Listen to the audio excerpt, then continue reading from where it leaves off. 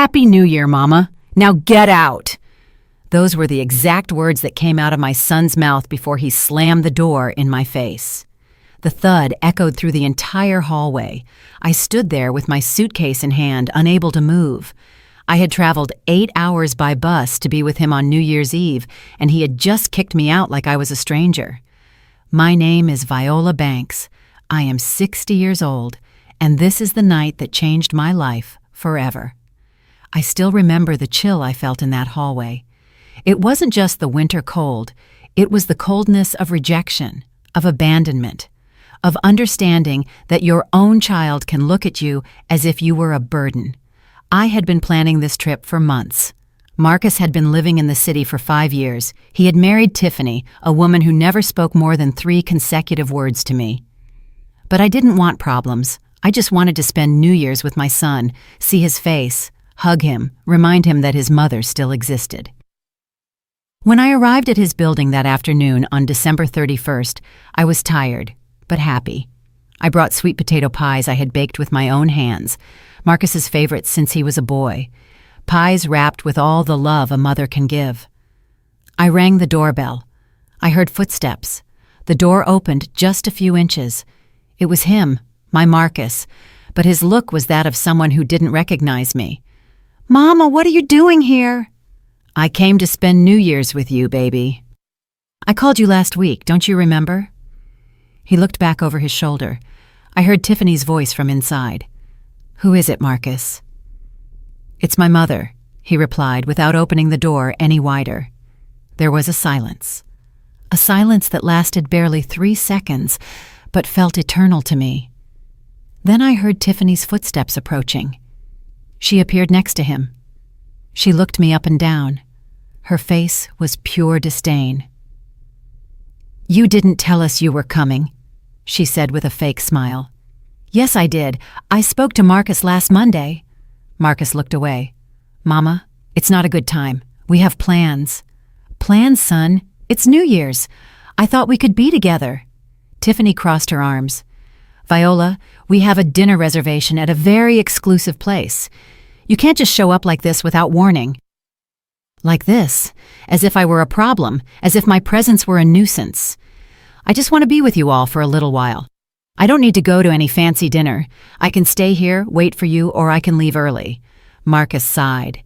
He looked at me with those eyes that used to see me with love and now only showed discomfort. "Mama, honestly, it's not a good time." "Marcus, I am your mother. I traveled 8 hours to see you." "Well, you should have called ahead," Tiffany interrupted. "We can't change our plans just like that." I felt something break inside me, but I still tried to stay calm. "Okay, I understand. Can I at least come in for a glass of water? I'm very tired from the trip." Tiffany looked at Marcus. He shook his head. "It's better if you don't, Mama. The house is a mess." A mess. I managed to see behind them. The living room was spotless. It shined. There were fresh flowers on the table, crystal glasses set out, everything ready for a celebration. A celebration I was not part of. "Son, please." "Mama, I already told you it's not a good time." And then Tiffany smiled, a cold, calculated smile. "Viola, maybe you can come back another time with more notice. Today we really can't accommodate you." Accommodate me, as if I were an inconvenient visitor.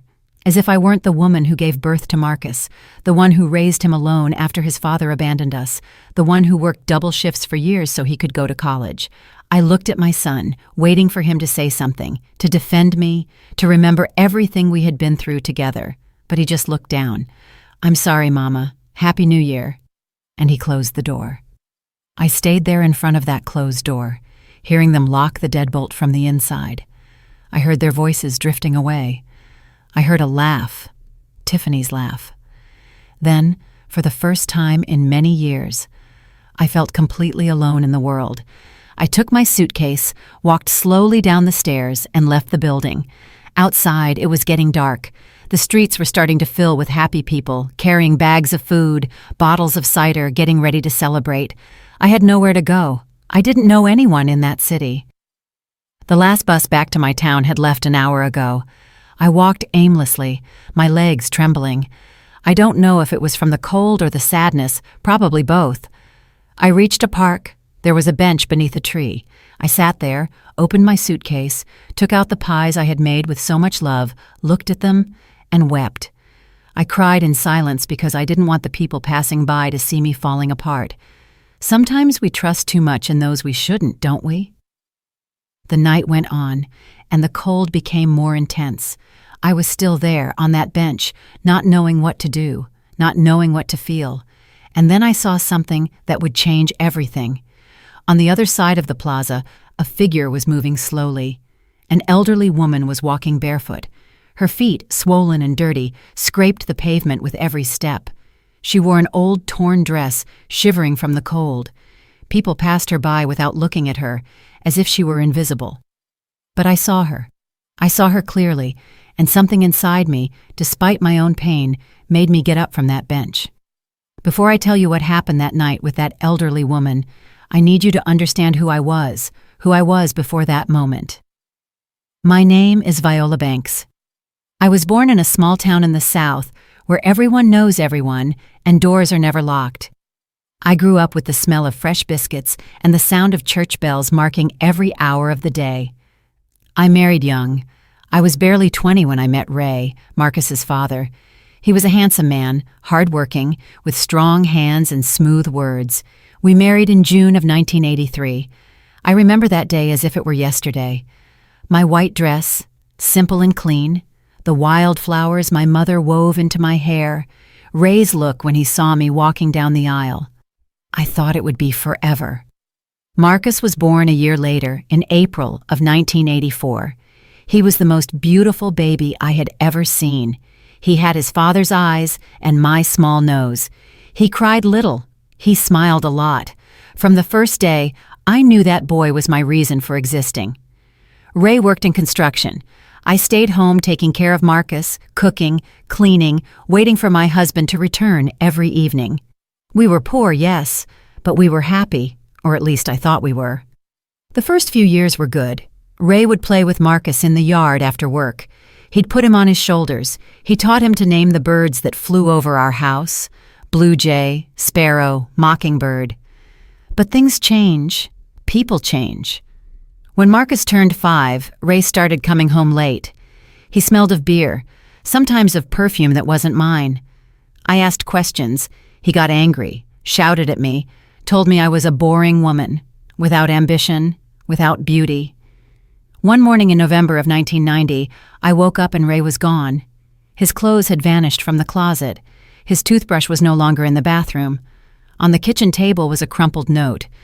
"I can't do this life anymore. Sorry." That was it. 6 words. 35 years of my life reduced to 6 words on dirty paper. Marcus asked for his father for months. "Where is Daddy, Mama?" "He went to work far away, baby, but he'll be back soon." I lied. Ray never came back, never called, never asked about his son. He simply disappeared as if we had never existed. I was left alone with a 5-year-old boy and not a dime in my pocket. I had to learn to survive. I got a job at a laundromat. I woke up at 5 in the morning, left Marcus with my mother, and worked until 7 at night. My hands cracked from the soap and hot water. My back ached from leaning over the machines, but I didn't care. I did it for my son. Marcus grew up healthy, grew up smart. He was the best student in his school. The teachers told me he had a brilliant future, that he could go far if he studied. And I clung to that hope. I worked more. I saved every dollar. Sometimes I didn't eat so he could have a new notebook. Sometimes I wore old, mended clothes so he could have shoes without holes. When Marcus finished high school, I cried with pride. When he got into college, I felt all my sacrifice had been worth it. And when he got a scholarship to study business administration at a university in the big city, I felt I had touched the sky. "Mama, I'm going to make you proud," he told me the day he left. "Everything you did for me, I'm going to pay you back 10 times over." I hugged him, kissed his forehead, gave him my blessing. "Just be happy, son. That's all I need." The first few years in the city were good. Marcus called me every week. He told me about his classes, his friends, his dreams. I sent him money when I could, baked goods when he missed home cooking. He graduated with honors in 2006. I traveled for his graduation. I sat in the last row of the auditorium in my nicest dress, crying tears of happiness as he walked across the stage to get his diploma. That day he told me, "Mama, this is for you. Everything I am is because of you." And I felt that everything had been worth it. Every sacrifice, every sleepless night, every pain. But then Marcus got a good job at a major corporation. He started making money, real money, more than I had seen in my entire life. And the calls started to space out. Once a week turned into once every 2 weeks, then once a month, then almost never. In 2018, Marcus called to tell me he had gotten married. Married? Why didn't you tell me, son? I would have wanted to be there. It was small, Mama. Very private, just the two of us and the judge. His wife's name was Tiffany. She came from a wealthy family. She had studied at private schools, traveled to Europe. She wore clothes from brands I couldn't even pronounce. I met her only once when I went to visit 6 months after their wedding. She greeted me with a polite, distant nod, like you greet a distant acquaintance, not like you greet your husband's mother. "Nice to meet you, Mrs. Banks," she said, with a perfect cold smile. Mrs. Banks, not Mom, not Miss Viola. Mrs. Banks, as if I were a stranger. During that visit, which lasted barely 3 days, I noticed things. Tiffany never let me in the kitchen. She said she had already cooked, that I shouldn't worry, but I wanted to cook for my son. I wanted to make his favorite meals. Marcus didn't insist either. He simply smiled and said, "It's okay, Mama, rest. You've worked hard enough in your life." But I didn't want to rest. I wanted to be useful. I wanted to feel I still had a place in my son's life. Before I left, I gave Marcus some money. It was $500, everything I had saved that year. "Here, baby, buy something you need." He looked at the money, then looked at Tiffany. She smiled with disdain. "Mama, we make good money. You don't need to give me cash."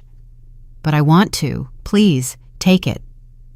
Marcus took it, but I saw in his eyes that he was embarrassed. Embarrassed that his wife saw his poor mother giving him money. I went back to my town with a heavy heart. Something had changed in my son. He was no longer the boy who hugged me tight. He was no longer the young man who called to tell me his dreams. He was someone else, someone I no longer recognized. The following years were hard.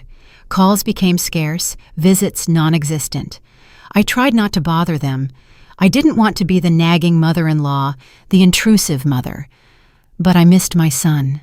I missed his voice, his laugh.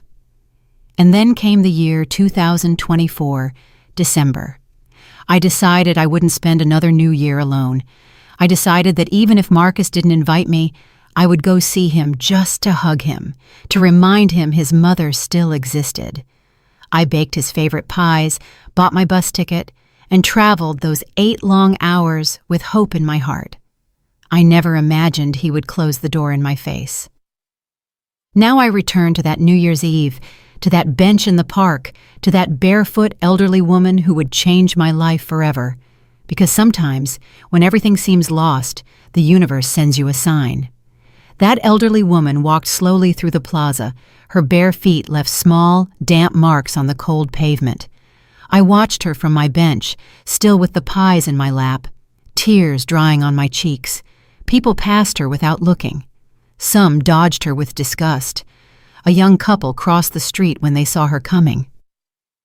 A man in a suit yelled at her, "Get out of the way, old woman." She didn't respond, just kept walking, shivering. I felt something strange in my chest, a mixture of sadness and rage. How could people be so cruel? How could they ignore someone who clearly needed help? And then I remembered. I remembered that I, too, had been ignored that night. My own son had closed the door on me, treated me as if I were invisible. Maybe that's why I could see that woman, because I also knew what it was to be invisible. I got up from the bench, my legs still shaking, but I walked toward her. When I reached her side, I could see her better. She had white hair, tangled and dirty. Her face was wrinkled by years and suffering. Her eyes, though tired, had something I can't explain, a kind of light, of wisdom. "Excuse me, ma'am," I said softly. She stopped and looked at me. Her eyes met mine. "Yes, child?" Her voice was weak but kind. "It's very cold. Do you have a place to stay tonight?" She smiled, a sad smile. "No, child, I have nowhere to go. But don't worry, I'm used to it." Used to it. That phrase broke my heart. I looked at her feet. They were swollen, full of calluses and cuts. I couldn't imagine the pain she felt walking. "Wait here a moment, please." I ran back to my bench, opened my suitcase, and took out my thickest coat, the one I had brought for the city cold. I also took out my comfortable walking shoes. They weren't much, but at least they would protect her from the frozen pavement. I went back to her. "Here, ma'am, please put this on." I held out the coat and the shoes. She looked at me in surprise. "No, child, I can't accept. You're cold too." "I'm fine. Please take them." I insisted until she took the coat, put it on slowly with trembling hands, then bent down to put on the shoes. When she stood up, her eyes were wet. "God bless you, child. Few people even look at me." "What is your name, ma'am?" She hesitated a moment. "You can call me Eleanor." "Nice to meet you, Miss Eleanor. I'm Viola."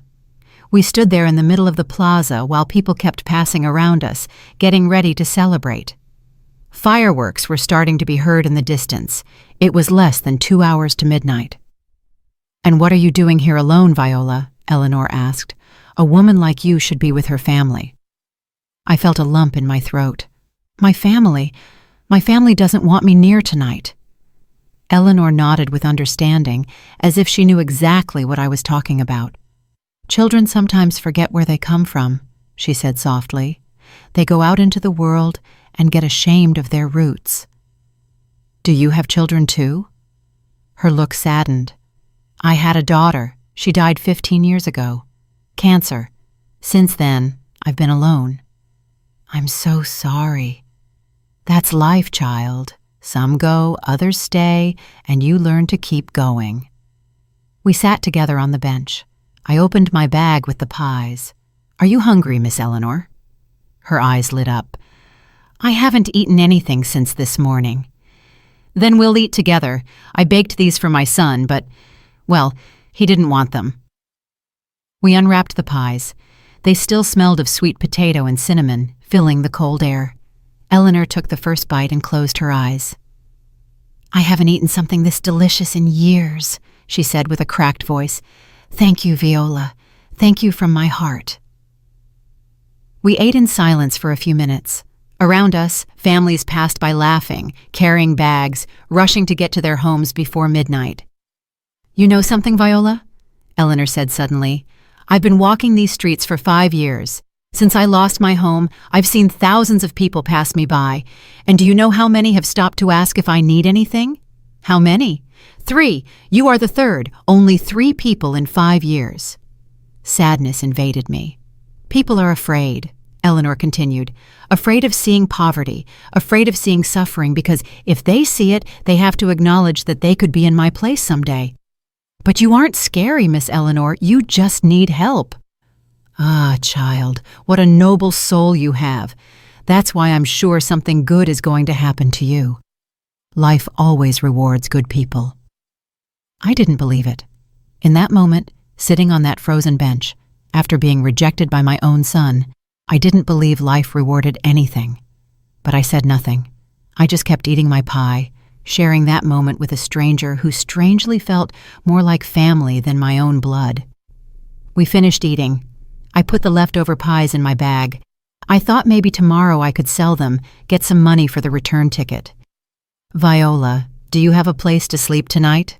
Eleanor asked. "No, the last bus already left, and I don't have money for a hotel. I know of a shelter near here, for homeless folks. It's not pretty, but at least you'll be under a roof. And where are you going to sleep?" "There's a doorway, 2 streets down. I usually sleep there.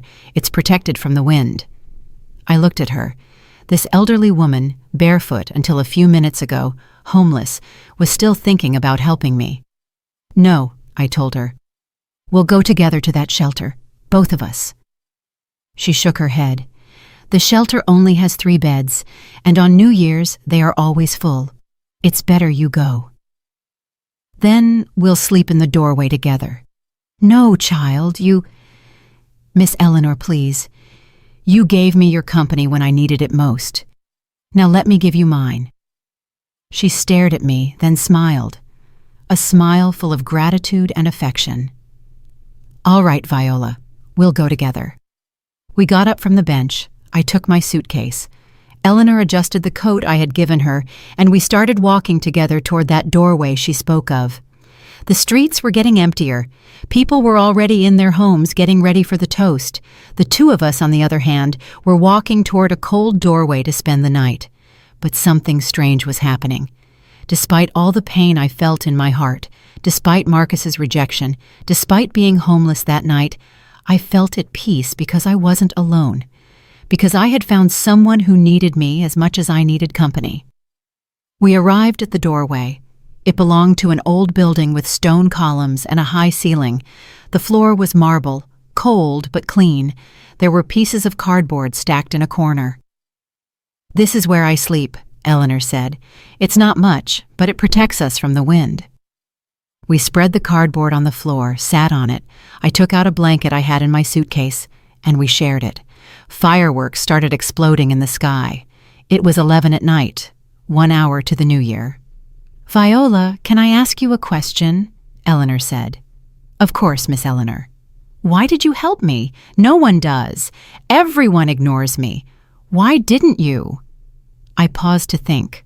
Why had I done it? I didn't know exactly. Maybe because I had also been rejected that night. Maybe because I saw my own pain in her. Or maybe simply because it was the right thing to do. "Because you are a mother too," I said finally. "And mothers shouldn't be alone on the street on New Year's." Eleanor said nothing, just took my hand and squeezed it tight. The minutes passed. The fireworks intensified.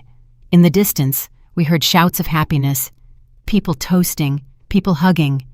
We were there, in that cold doorway, 2 women forgotten by the world, but we weren't alone. And that, in that moment, was enough. Although I didn't know it yet, my life was about to change. Because sometimes when you do something good without expecting anything in return, the universe sees you and rewards you in ways you never imagined. Midnight arrived with a roar. Fireworks lit up the sky like falling stars. Shouts of "Happy New Year" resonated through the city. People hugged their loved ones, toasted with champagne, kissed under the illuminated sky. Eleanor and I looked at each other. She smiled with sadness. "Happy New Year, Viola." "Happy New Year, Miss Eleanor." We didn't have champagne. We didn't have black-eyed peas. We only had our company. And in that moment, it seemed to be enough. The fireworks lasted almost 20 minutes. Afterward, slowly, the noise began to diminish. The streets fell silent again. The city went to sleep. We tried to sleep too. We huddled under the blanket, trying to keep warm, but the cold was biting. Every time I closed my eyes, I saw Marcus's face, his eyes avoiding me, his hand closing the door. "Can't you sleep?" Eleanor asked in the dark. "Not really." "Are you thinking about your son?" "Yes." There was a silence. "You know what the hardest part of all this is, Miss Eleanor?" I said. "It's not that he closed the door on me. It's not that he left me on the street.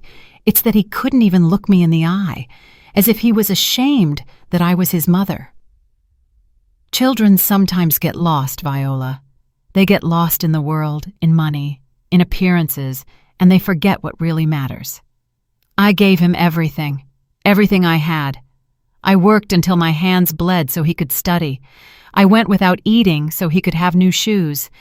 And now I'm a burden to him." Eleanor sighed. "A mother's love is the most selfless in the world, but also the most painful because children grow up and leave, and sometimes when they come back, they aren't the same. Did your daughter make you suffer too?" "No, my daughter was always good to me until the day she died. But I saw many mothers suffer what you are suffering now. It's more common than you think." "And what did those mothers do?" Some forgave, others walked away, but they all kept living. Because that's what we mothers do, Viola. We keep going even if they break our hearts. We stay silent. The cold kept penetrating. I huddled more under the blanket. Miss Eleanor, can I ask you something? Of course, child. How did you end up on the street? She took a while to answer. When she did, her voice sounded distant, as if remembering something very painful. I lost my husband 20 years ago. He was a good man, owned a business, made good money. We had a nice home. But when he died, I was left alone with my daughter. She was 30. She lived with me because she was sick. Breast cancer. She paused, took a deep breath. I sold everything I had to pay for her treatment. The house, the furniture, even my wedding ring. I spent every dime trying to save her, but I couldn't. She died in 2009 on her birthday, 35 years old. I am so sorry, Miss Eleanor. When she died, I was left with nothing. No house, no money, no family. I tried to work, but I was old. Nobody gave me a job. I ended up on the street, and I've been here ever since. I listened to her with a tight heart. This woman had lost everything, absolutely everything, and still had the kindness to share her space with me. You are a very strong woman, Miss Eleanor. I'm not strong, Viola. I'm just a survivor. There's a difference. Finally, we fell asleep. Or at least I tried to sleep. The cold woke me up every half hour. I listened to Eleanor breathe beside me. Her breathing was irregular, as if she struggled to draw air. The hours passed slowly. When dawn broke, January 1st arrived with a gray, cold sky. I got up aching. My whole body hurt from sleeping on the floor. Eleanor was still sleeping. Her face looked so tired, so fragile. I let her rest. I went out to the street. The city was empty. The streets filled with trash from last night's celebration. Plastic cups, streamers, broken bottles. I walked aimlessly. I needed to think. I needed to decide what I was going to do. The next bus to my town left at 3 in the afternoon. I had to get money for the ticket. I had to go home. But something in my heart ached. A part of me didn't want to leave. I didn't want to accept that my son had rejected me. I wanted to believe there was an explanation, that it had all been a misunderstanding. I walked toward Marcus's building. I don't know why. Maybe I hoped that seeing it by day, in the sunlight, everything would look different. Maybe I hoped he would come down and tell me he was sorry, invite me in. I arrived at the building. I stood on the sidewalk looking up. Marcus's apartment was on the 3rd floor. The windows had the curtains drawn. I waited there for nearly an hour. People started coming out of the building. Neighbors, families, all looking at me with curiosity, some with disdain. An older lady said to me, "Are you lost, ma'am?" "No, I'm waiting for my son. He lives here." "Oh, on the 3rd floor?" "Yes." She looked me up and down. My wrinkled clothes, my messy hair. It was obvious I had spent the night on the street. "Oh," she said with a dry tone, and walked away without saying more. I kept waiting, but Marcus didn't come out. The curtains of his apartment remained closed. Finally, around 10 in the morning, I gave up. I went back to the doorway where I had left Eleanor. She was already awake. She had folded the blanket and arranged the cardboard. "Good morning, Viola. Where did you go?" "Just for a walk." She stared at me, as if she knew exactly where I had been. "You went to look for your son, didn't you?" I couldn't lie to her. "Yes." "And did you see him?" "He didn't come out." Eleanor sighed. "Viola, listen to me closely. Sometimes we have to accept that the people we love don't want us around anymore. As much as it hurts, as much as we don't understand it, we have to learn to let go." "But he's my son, Miss Eleanor. He's my only son. I can't just let him go." "I'm not telling you to stop loving him. I'm telling you to stop chasing him. If he wants to come back to you, he will. But it has to be his decision. You can't force him." Her words hurt because I knew she was right, but I didn't want to accept it. Not yet. "I have to leave at 3, I told her. "The bus back to my town leaves at that time. Do you have money for the ticket?" "I'm going to sell the leftover pies. I hope to get enough." "I can help you sell them. I know a corner where lots of people pass by." And so we did. We spent the next few hours walking the streets offering the pies. Eleanor, despite her appearance as a homeless woman, had a kind way of talking to people. Some bought out of pity, others because they genuinely liked the look of them. By 1 p.m, we had sold all the pies. I counted the money, $300. Just enough for the ticket and some food for the trip. While I recount all this, I think about how many times in life we cling to people who no longer want us. You might wonder if I did the right thing. What would you have done in my place? Thank you, Miss Eleanor, I said. Without you, I wouldn't have been able to get this money. You're welcome, child. I'm glad I helped. We walked together to the bus station. We arrived at 2:30. My bus left in 30 minutes. I bought my ticket. Then I sat with Eleanor on a bench in the station. Miss Eleanor, I'd like to give you something before I go. I took $100 from my pocket and held it out to her. No, Viola, that money is yours. Please accept it. You helped me a lot, more than you imagine. She took the money with tears in her eyes. God bless you, Viola. You're an angel. I'm not an angel. I'm just a woman who met another good woman at the moment she needed it most. We hugged. I felt her fragile body against mine, her smell of old wool and dust, but also her warmth, her humanity. Take care, Miss Eleanor. You too, Viola. And remember, what you gave that old woman last night, the universe is going to pay you back 10 times over. You'll see. I didn't understand what she meant. I was the only old woman she had met that night. But before I could ask, they announced my bus. I have to go, I said. Go in peace, child. I took my suitcase, headed to the boarding gate. Before entering, I turned one last time to wave goodbye to Eleanor, but she was gone. I searched for her with my eyes all over the station. She had vanished. I felt something strange in my chest, as if I had just lost something important, but I didn't have time to think about it. The bus was about to leave. I got on, found my seat. I sat by the window. As the bus pulled away, I looked one last time toward the station, toward the city that had rejected me, toward the son who had closed the door on me, and I cried in silence all the way back home.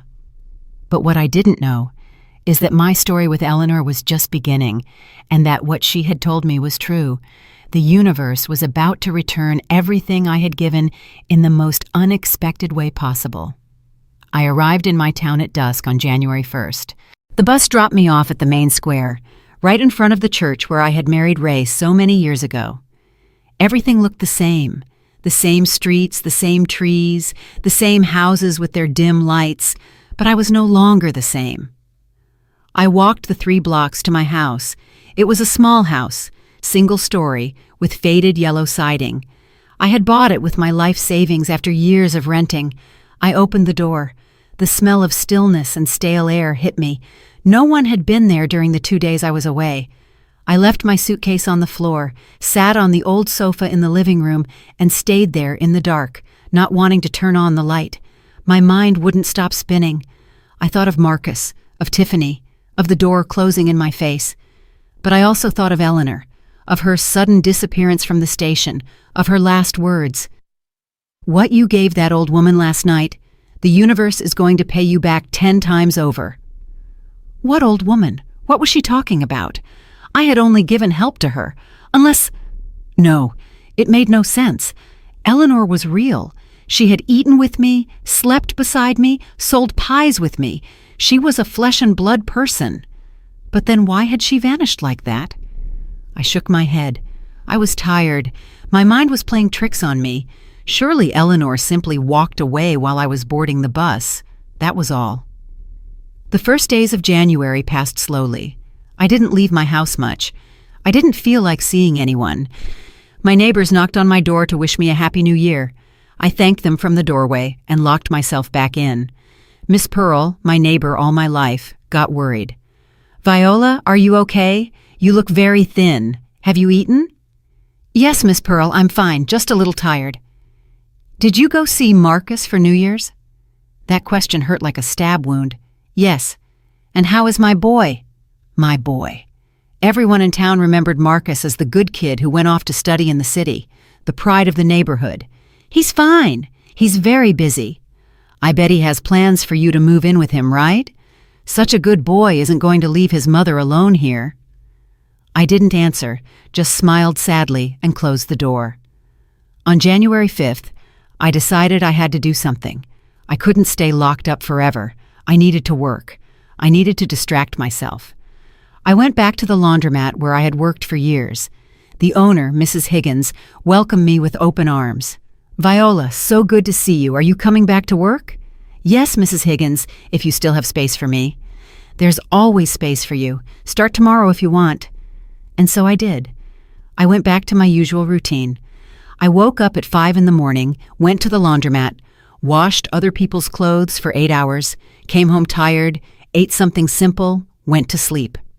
But the nights were difficult, because at night, when everything was silent, my mind wouldn't leave me in peace. I thought of Marcus. I wondered if he was okay, if he missed me even a little, if he regretted closing the door on me. Part of me wanted to call him, wanted to hear his voice, but another part, the part Eleanor had awakened in me, told me not to, that if he wanted to talk to me, he had to make the first move. 2 weeks passed, then 3, then 4. February 15th arrived, my birthday. I was turning 61. No one remembered, or at least no one called. Miss Pearl brought me a piece of cake left over from her grandson's party, but that was all. Marcus didn't call, not even a text message, not even a happy birthday, Mama. That night I cried myself to sleep. I felt lonelier than ever. But then something strange started to happen. On February 18th, 3 days after my birthday, I was working at the laundromat when an elegant woman walked in. She wore a gray tailored suit, heels, and carried a leather briefcase. "Mrs. Viola Banks?" she asked. "Yes, that's me. How can I help you?" "My name is Catherine Sterling. I am an attorney. I need to speak with you. It is an urgent matter." My heart raced. An attorney? What could a lawyer want with me? What happened? Is it Marcus? Is he okay? "This isn't about your son, Mrs. Banks. It's about something else. Could we speak in private?" I looked at Mrs. Higgins. She nodded. "Go, Viola, I'll cover you here." We left the laundromat. The lawyer took me to a nearby diner. We sat at a booth in the back. "Mrs. Banks, I am here representing a client who prefers to remain anonymous for the moment. This person has asked me to find you specifically." "Me? Why?" "My client was present the night of December 31st in the city. She saw what you did." My blood ran cold. "What did she see?" "She saw how you helped an elderly woman who was on the street. You gave her your coat, your shoes, shared your food with her. My client was very impressed by your kindness." I couldn't believe what I was hearing. Someone had seen all that? I just did what any decent person would do. "No, Mrs. Banks, just any person did not do it. My client passed through that plaza for over an hour that night. She saw dozens of people walk past that woman without even looking at her. You were the only one who stopped, the only one who offered help." "And who is your client?" The lawyer smiled. "I cannot reveal her identity yet, but she has asked me to give you this." She pulled a white envelope from her briefcase and handed it to me. I took it with trembling hands and opened it. Inside was a check, and when I saw the amount, I almost fainted. $10,000.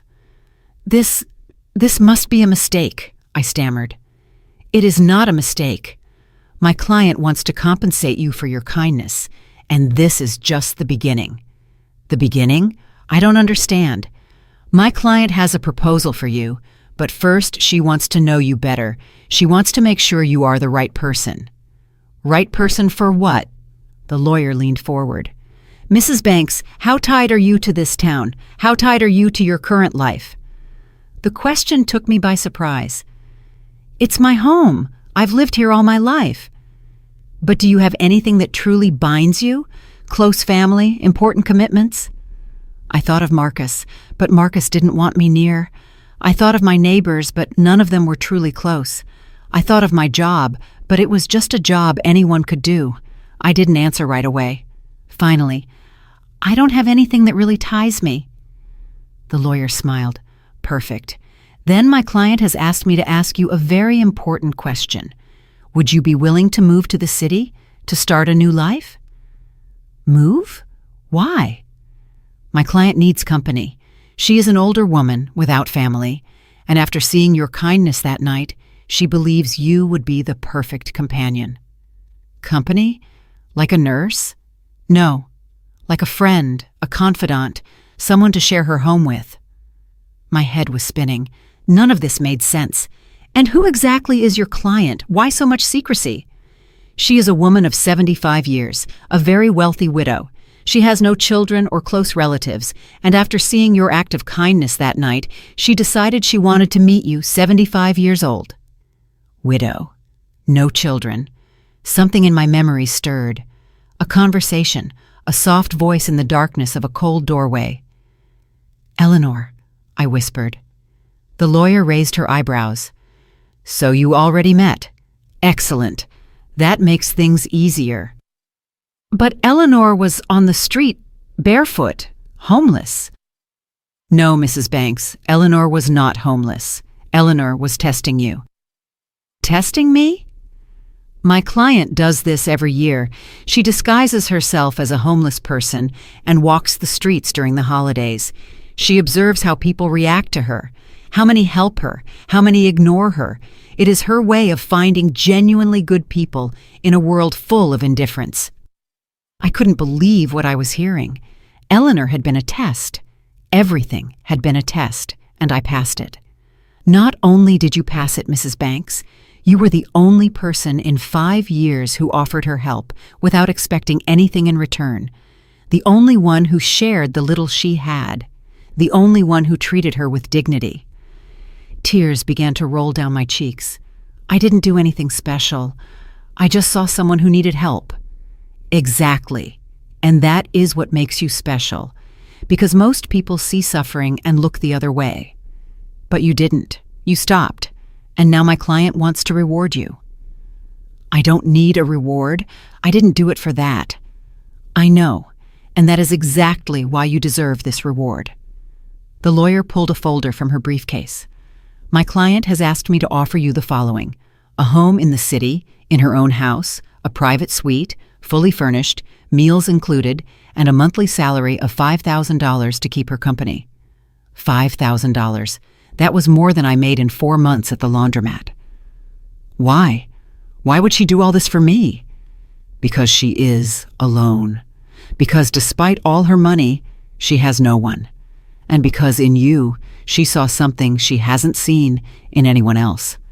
A genuinely kind heart. I looked at the check in my hands. $10,000. Money that could change my life. I need to think, I said finally. Of course, take your time, but not too long. My client is anxious to meet you again, this time in her true identity. The lawyer stood up, gave me her card. Call me when you have made your decision. My number is there. And she left, leaving me alone with a check for $10,000 and a decision that would change my life forever. That night, I couldn't sleep.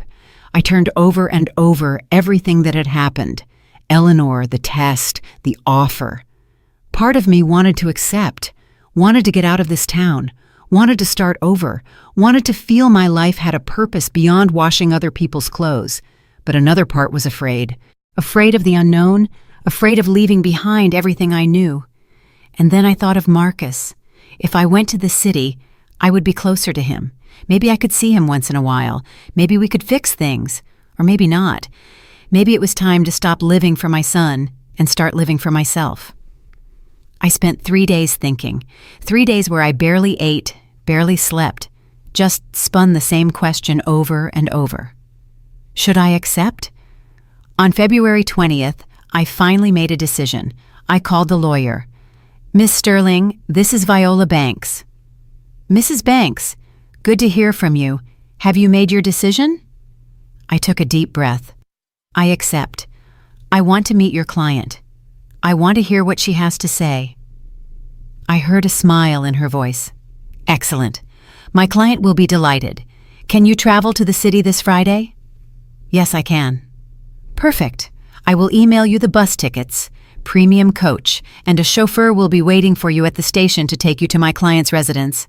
Residence? Yes. My client lives in an exclusive area of the city, the Gold Coast. You'll see, Mrs. Banks, your life is about to change. We hung up. I stared at the phone in my hand, still not believing what was happening. Mrs. Higgins gave me the day off when I explained I had to travel. I didn't tell her where or why, just that it was something important. On Friday, February 23rd, I got on the luxury bus. It was the first time in my life I traveled like that. The seats were leather, huge, with room to stretch my legs. They gave you water and snacks for free. There was Wi-Fi. I felt out of place. The other passengers wore suits, carried laptops, expensive phones. I wore my only decent dress, the same one I had worn to Marcus's graduation so many years ago. But I tried not to think about that. I tried to enjoy the journey. We arrived in the city at 2 p.m. At the station, just as the lawyer promised, there was a chauffeur waiting for me, an older man in a black uniform holding a sign with my name. Mrs. Viola Banks? Yes, that's me. Pleasure to meet you. I'm Arthur. I'm here to take you to Mrs. Vance. He led me to a black car, big, shiny, a Mercedes. I had never been in a car like that. The interior smelled of new leather. Arthur drove for 20 minutes through streets I didn't know. We passed wide avenues filled with trees, modern buildings, fancy restaurants, stores with brands I had only seen on TV. Finally, we entered a residential area. The streets were clean, quiet. The houses were enormous, with perfect gardens and high iron fences. Almost there, Mrs. Banks, Arthur said. My heart beat faster and faster. Suddenly, I was scared. What was I doing? Why had I accepted to come? I didn't know these people. I knew nothing about them. But it was too late to turn back. The car stopped in front of a house. No, a mansion. It was 3 stories, painted white limestone, with huge windows and a garden that looked like something out of a magazine. Arthur opened the door for me. Go ahead, ma'am. They are waiting for you. I stepped out of the car with trembling legs. I walked toward the front door. Before I could ring the bell, the door opened, and there she was, Eleanor. But it wasn't the Eleanor I had met on the street. This Eleanor wore an elegant beige dress. Her white hair was perfectly styled. She wore a pearl necklace and discreet earrings. She looked different, but her eyes were the same. Those wise eyes full of kindness. Viola, she said with a smile, welcome to my home. I didn't know what to say. I stood there with my mouth open, trying to process what I was seeing. Eleanor approached and hugged me. Forgive me for the deception, child, but I needed to be sure. Sure of what? That good people still exist in this world, and you proved to me that they do. She took me by the hand and led me inside. The house was even more impressive on the inside. Marble floors, elegant furniture, paintings on the walls, a winding staircase leading to the second floor. Come, sit down. We have much to talk about. We sat in the living room. A maid brought us coffee and cookies. I couldn't stop looking around. It was like being in a dream. I suppose you have many questions, Eleanor said. Why? Was the only thing I could say. Why pretend to be someone you're not? Eleanor sighed. Because I have learned over the years that money changes people. When people know you have money, their treatment of you changes. You no longer know if they like you for who you are or for what you have. That is why, every year during the holidays, I disguise myself and go out on the street to see how people treat me when they think I have nothing. But that's sad. It is, but necessary. Do you know how many people have helped me in the last 5 years I've been doing this? Your lawyer said 3. Exactly 3, in 5 years. You are the 3rd and the only one who shared the little she had without thinking twice. I didn't do it for money or a reward. I did it because it was the right thing.